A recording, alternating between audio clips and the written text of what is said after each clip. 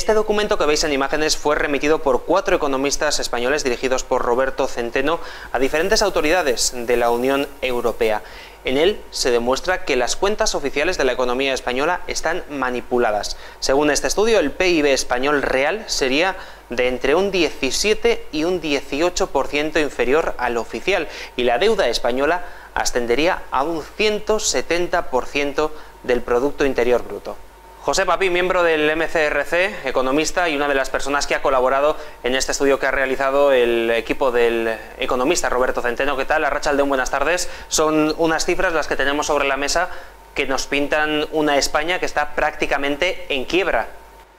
Exactamente. Bueno, vamos a ver, esto parte de un estudio que realiza el economista Roberto Centeno junto a un equipo de 3 economistas más, Juan Laborda, Juan Carlos Bermejo y Juan Carlos Barba, y ellos se quedan muy preocupados hace un tiempo de que la deuda española estuviera creciendo, digamos, de una manera exponencial, en concreto con el último gobierno por valor de más de 600.000 millones de euros. Entonces ellos, ante esa preocupación, dicen, oye, aquí está pasando algo, vamos a comprobar si la deuda que está cogiendo España es pagable un día, es repagable a quien nos la está prestando, que es fundamentalmente el Banco Central Europeo, y a partir de ahí ellos se ponen a estudiar el PIB, digamos, desde las 3 perspectivas que es posible estudiar el PIB, ¿de acuerdo? Y entonces lo estudian desde la perspectiva de la producción, desde la perspectiva de las rentas pagadas y desde la perspectiva del gasto. Y resulta que lo miren por donde lo miren, cualquiera de los 3 métodos, se encuentran con la sorpresa, que tú acabas de mencionar, de que el PIB está entre un 17 y un 18% más bajo que el que aparece en lo que llamamos la contabilidad nacional, que son las cifras que envía el gobierno español a la Unión Europea, ¿de acuerdo? Entonces, esto es, de estas cifras confirmarse, que parece ser que es el caso, pues estamos ante una situación de lo más preocupante, ¿no? ¿Por qué es preocupante? Porque, claro, si cogemos la deuda actual de la cual informa el gobierno español, ¿no?, que es entre un 100 y un 101% del PIB, ¿de acuerdo? A esto le añadimos lo que se denomina el protocolo de déficit excesivo, ¿de acuerdo? Hay una serie de deudas del gobierno español que no se contabilizan en esa deuda que nos cuentan. Por ejemplo, no se cuenta la inversión en infraestructuras, no se cuentan, por ejemplo, las deudas de las administraciones públicas, ¿de acuerdo?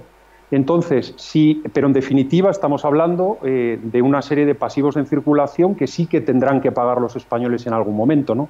Pues simplemente teniendo eso en cuenta, es decir, pasando de la deuda normal, vamos a decirle, con la que informamos a Bruselas, a la deuda a la cual le quitamos el protocolo de déficit excesivo, nos vamos hasta el 141% del PIB.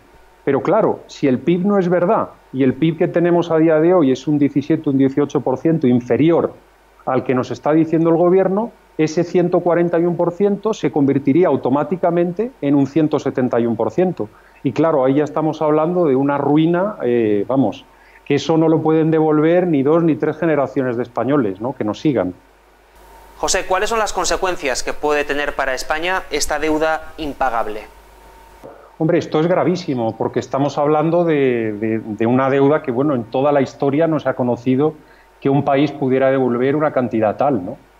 Entonces, pues bueno, tendríamos pues probablemente que renegociar nuestra deuda con la Unión Europea, en fin, salirnos del euro y devolverla en pesetas, aceptar una inflación alta para que esa deuda se haga más pequeñita, ¿no?, por decirlo de una manera muy coloquial. Es decir, este es un tema gravísimo, ¿no?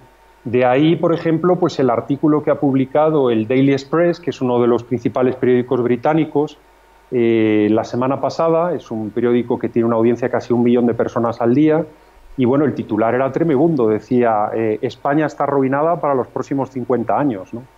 Ellos se han hecho eco de precisamente de estas informaciones y claro, están muy sorprendidos porque esto evidentemente, en fin, no es solo una catástrofe para España, es que es una catástrofe para la eurozona, porque es que el euro no se puede sostener si el tercer país, el cuarto país, en este caso más importante de la zona euro, después de Alemania, de Francia y de Italia, pues tiene una deuda que es prácticamente el doble de su PIB, ¿no? ¿Y hay posibilidad real de renegociar esta deuda con los acreedores? Te hago esta pregunta, José, porque hace 1 año y medio aproximadamente los griegos lo intentaron y se encontraron con un muro, no hubo manera de renegociar la deuda. ¿Es factible una renegociación de la deuda española? Sí, lo que pasa es que es muy buena pregunta la que me haces. Lo que pasa es que los griegos ya habían tenido una quita anteriormente. Ellos venían a por otra quita más, ¿no? Y ya los acreedores, como tú muy bien has señalado, pues ya se cabrearon con ellos y les dijeron que no podía ser, ¿no? Pero sí que es cierto que, evidentemente, yo creo que la única vía que le queda a España es, aparte de empezar a reducir el gasto público, evitar duplicaciones entre administraciones, etcétera, etcétera. Además de eso, yo creo que estamos abocados a tener que hablar con las autoridades europeas, en este caso con el Banco Central Europeo, e intentar renegociar esta deuda enorme que es que de verdad yo no sé cómo vamos a pagar. Este documento que estamos viendo ya ha pasado por diferentes instituciones europeas, entre ellas ha llegado al presidente del Bundesbank. ¿Cuál va a ser el recorrido que va a tener a partir de ahora este estudio? Sí, fíjate, el documento se envió en primer lugar a Martin Schulz, el que era entonces presidente del Parlamento Europeo y actualmente candidato del Partido Socialista Alemán a las elecciones presidenciales de este año, ¿no? A continuación se envió a dos comisarios europeos, al comisario de Asuntos Económicos y Financieros, Pierre Moscovici, y al comisario de Estabilidad Económica y Financiera, que es un letón, que se llama Dombrovskis, de apellido, es un nombre difícil de decir. Y estos dos, digamos, tanto el Parlamento Europeo como estos dos comisarios, en nombre de la Comisión Europea, en fin, dieron acuse de recibo del informe. Decía que les sorprendía, evidentemente, porque, en fin, ellos recibían habitualmente las cifras por parte del Gobierno español y que estas cifras no se correspondían con las que ellos recibían de Madrid, pero que, en fin, que le daban un voto de confianza al Gobierno español, pero que se iban a poner a mirar qué es lo que estaba pasando, ¿no? Al tiempo, eso luego también se ha compartido con, como tú mencionabas, el presidente del Bundesbank, ¿no?, que es evidentemente el banco central más importante dentro de la zona euro, y también se ha compartido con el presidente del Eurogrupo, que es el ministro de Finanzas holandés, Dijsselbloem, o Dijsselbloem, si lo pronuncio bien. Entonces, sí, digamos, ha habido una correspondencia. Entonces, ¿qué va a pasar, no? Pues, hombre, es complicado que estas personas hagan algo. ¿Por qué? Pues porque normalmente van a ir hacia la vía oficial y van a consultar con el Gobierno español, y el Gobierno español le van a decir que estos cálculos son equivocados. Lo que ocurre es que estos cálculos que ha hecho Roberto Centeno y su equipo se han hecho conforme a la propia metodología de indicadores de actividad que definió el propio Ministerio de Economía y Hacienda en aquel momento, en el 2007. Con lo cual no es que sea hasta una metodología creada por Roberto Centeno y su equipo, sino que es una metodología que se ha seguido paso a paso lo que el propio Ministerio de Economía y Hacienda definió como que era la metodología buena, ¿no? Y entonces con lo que nos encontramos es eso, que siguiendo esa metodología, pues ahí aparece que hay entre un 17 y un 18% de PIB menos, ¿no? Evidentemente España tenía un interés en no reportar a la Unión Europea que estábamos teniendo estos problemas económicos tan graves, pero ¿es esto el engaño del siglo? ¿Es esto, pues digamos, la mayor crisis económica que va a haber en España en los últimos 20-30 años? Pues no lo sé, pero desde luego los datos no engañan y yo tengo confianza en que el equipo de economistas que ha preparado este informe no se equivoca, ¿no? ¿Y todo esto cuándo puede explotar? Porque los datos que tenemos sobre la mesa nos llevan a una suspensión de pagos. Hombre, esto es muy grave. Lo que pasa es que esto está sostenido por una política de préstamos ilimitados del Banco Central Europeo, ¿no? Ahora mismo el Banco Central Europeo, la Unión Europea en general, quiere mantener el euro sea como sea, ¿no? Entonces, uno de los países que no se pueden permitir en este momento que salga del euro, pues es España, ¿no? Entonces están prestando para mantener una cantidad de deuda pública que no para de crecer día tras día, pero claro, esto va a haber que llegar a algún momento en el que va a haber que parar, ¿no? Entonces, ¿qué es lo que va a pasar? Pues no te sabría decir. ¿Por qué? Porque estamos en un año para la Unión Europea muy tormentoso, ¿no? Es un año en el que tenemos elecciones en Holanda, tenemos elecciones en Francia, con además una Marine Le Pen, ¿no?, que está ahí amenazando bastante arriba en los sondeos. Tenemos elecciones en Alemania, tenemos muy probablemente otro rescate que tener que hacerle a los amigos griegos. Si las cosas se tuercen, también va a haber elecciones adelantadas en Italia. Y claro, resulta que todos los amos de la Unión Europea, pues este año están de cambio de jefe, ¿no? Con lo cual es muy complicado que podamos definir o que podamos pensar, ¿no?, cuál va a ser digamos, el tratamiento que se dé a esta cantidad de préstamos, digamos, esta burrada de préstamos que está viniendo de la Unión Europea y que está permitiendo esta situación, ¿no?